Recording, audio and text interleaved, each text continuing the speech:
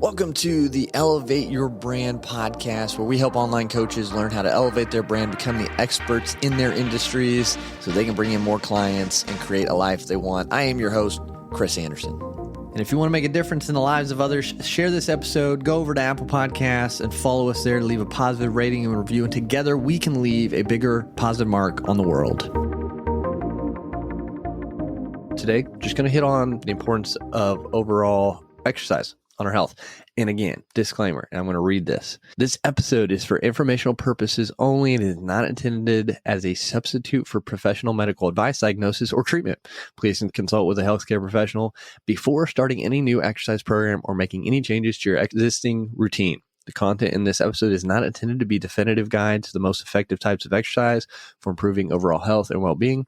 Always consult with a healthcare professional before starting any new exercise program or making any changes to your existing routine. Okay, got that boring stuff out of the way, but it has to be said. This is just my opinion and how I see it. Now, I have a background as an athletic trainer. That's what I did before starting my business. But again, talk to your doctor before you make any changes.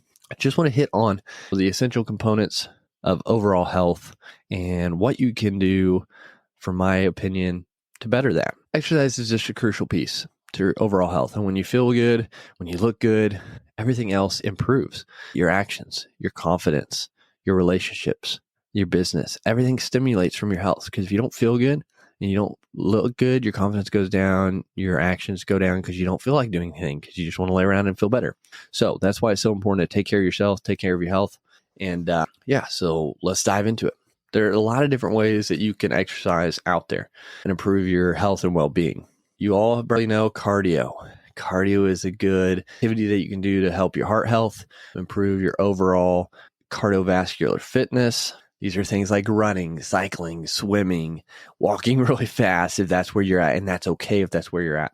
Just something to get your heart rate up, get your breathing a little heavy, and makes you work. So with improving your cardiovascular health, helps your heart pump better, more efficiently, gets more oxygen to your blood. This, of course, can lower the risk of heart disease, things of that nature, high blood pressure, diabetes. So it's an important thing just to get your body working at a point where it's a little bit hard to talk. You can't talk real easy. You're maybe breathing a little heavier. That's when you know you're at that good level. But it also helps you emotionally and mentally as well. That's what I used to love doing, is go out and run. Just go out there and run to clear my head and really kind of listen to my body and the world around me, and just for my faith, listen to what God had to tell me. Because finally I couldn't focus or do anything else except focus on running and just being quiet so he could speak to me, which always improved my mood. And I recommend it. You might not like running, but just try to get out there and do something for your cardio that can help improve you overall. And then, of course, strength training, getting in the gym, or even just doing body weight strength training stuff.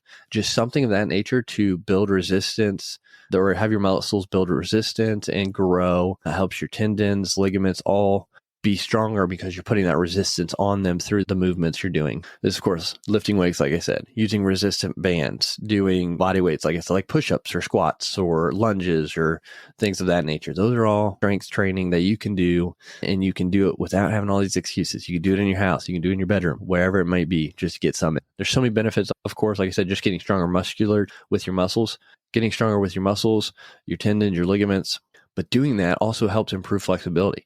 So as you're lifting through these range of motions, as you're doing these movements, you're also forcing some of your muscle fibers to lengthen. So it's going to help with flexibility, help with your performance, help with your ability, your joints. And so there's a lot that can help you with that. It improves your balance and decreases risk of injury through falling and things like that. It also helps your bones because you're putting stress on your bones through pulling of the tendons.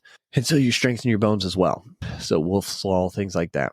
So it has a lot of benefits throughout the whole body. And then, of course, it as well has mental and emotional benefits to it, just like running. So it's not just your physical health. It also helps your emotions and your mentality, your mindset. This is so crucial. People are just saying, oh yeah, it'll help me get stronger, but it's going to help you feel better overall. It helps decrease depression. It helps improve confidence. It's crazy what working out in some form or fashion can do, because you feel better, even if the workout sucks, which we're going to talk about next, high intensity interval training, or like CrossFit type stuff. Like any workout sucks. It's going to hurt. It's because it's going to push your limits. But we always come away. I've always come away. Man, I'm glad I did that. It just puts me in a different mood. Even if I'm sore, I'm like, I'm I feel good. I feel accomplished. I feel like I've gotten better. So that mental and emotional shift, as well as the physical strength and health improvements you get from it, it's amazing. So figure out a way to do some strength training. The next is HIIT, HIIT, high intermittent interval training. We get that right. Tongue twister a little bit. High intensity interval training. So this is where it involves is cardio, but you're also doing strength training at the same time, basically. It's just shorter workouts with higher intensity. So you think burpees, you think a bunch of lunges going right into push-ups, going right back into sit-ups. So you do so many exercises with so many reps as one round, and then you'll take maybe a 20-second break and you do it again. So this decreases your time, but it increases your intensity, which again helps you burn more fat because you get in the fat burning stage because your intensity level goes up and you're still getting a good workout. So these are convenient for a lot of people because you only really need 15 to 30 minutes, maybe. Again, this is super good for burning calories, improving cardiovascular health. So for example, if you just wanted to do like a cardio and burn fat, you would have to go past about 45 minutes of moderate intensity. So you could barely talk. It'd be a little bit of a struggle. You'd have a little bit of hard breathing, but you'd have to go past 45 minutes in a run to get to that fat burning stage. Whereas the HIIT, you can go for a lot shorter time because you're not going to be able to talk or breathe very well because your intensity is so high. So the intensity level and duration correlate to the fat burning. So a lower intensity, longer duration will get you into the fat burning stage. Whereas, and this goes back to my athletic training nerdiness coming out, whereas the higher intensity, shorter time frame to get into that fat burning stage. So you just have to pick what you have time for, what you'd rather do. And you can implement. You can do different types on different weeks and things like that. But HIIT's a really good one if you have a short amount of time and you want to get a good workout. And again, HIIT has been shown and proven to increase and improve your mental and emotional well-being, just like any of these. And it's not a size. It's not by accident. That's how we were created. That's what we were created to have happen when we get up and moving and do things.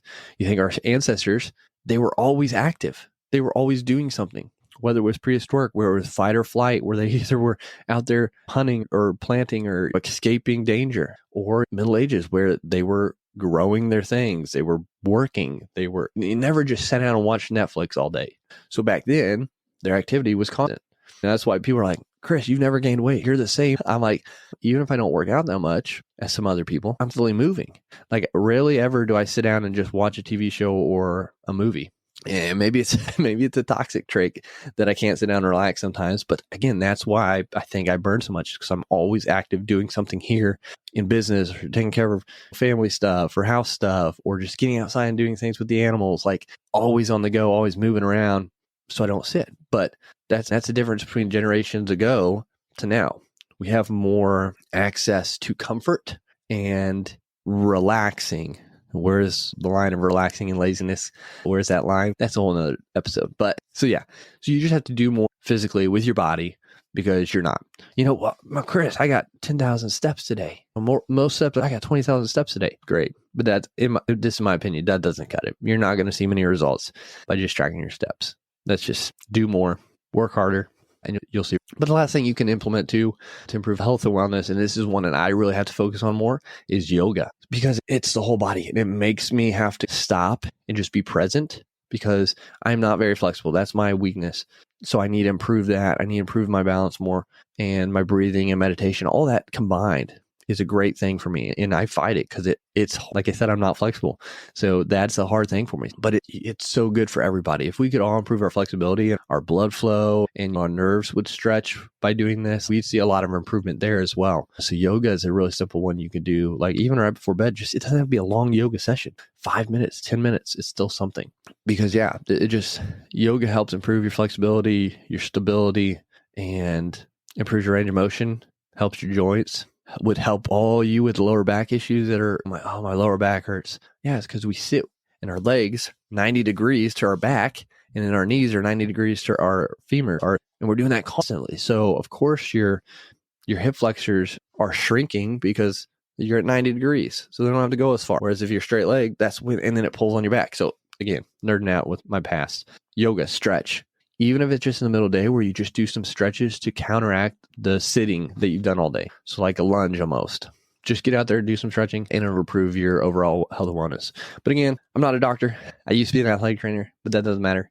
Consult your doctor, consult your physician before implementing anything new. Again, this is just my opinion and suggestions, but again, get their medical professional advice before starting anything new in your workout regimen. Again, Chris Anderson, this is Elevate Your Brand, and you are your brand.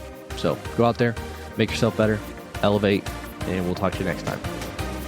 And thanks so much for tuning into this episode today. If you found value at all from this episode, please leave a rating and review on Apple Podcasts. It just helps us get this show, these messages out in front of more people. And don't forget to share this with someone who you think could benefit from listening to as well.